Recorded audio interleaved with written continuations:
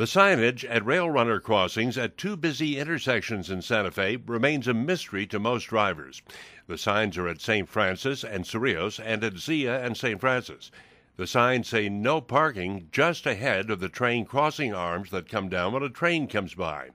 But when the arms are up, drivers tend to proceed across the tracks to the white line where they typically stop when the traffic light is red. KSFR conducted an informal half-hour study at the Zia intersection on a recent Saturday afternoon. Out of 20 changes of the traffic light, just 3 times did drivers stop at the place where the authorities would like them to stop. The rest proceeded to the white line farther on. I spoke with Chris Blewett of the Rail Runner organization whether they intend to change that signage. We've applied for some safety money to redo both of those intersections because I think there is some confusion over, what's permitted and what's not.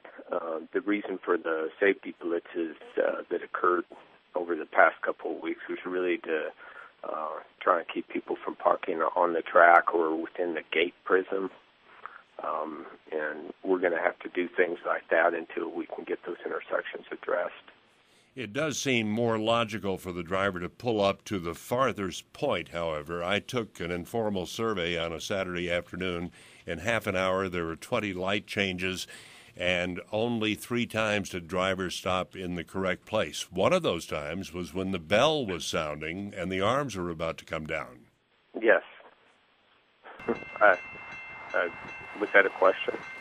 Well, it is, because unless there's some signage that leads the driver to do the right thing, it will remain logical, it seems to me, to drive to the furthest point to stop at the intersection.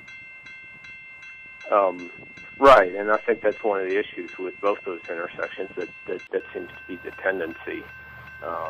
And again, I mean, obviously the most important thing is that people stay out of the gate prism, so they're not in the tracks or they're not in the area where the gates come down on the cars. And hopefully we'll get this funding and we can make those intersections even more clear than they are now.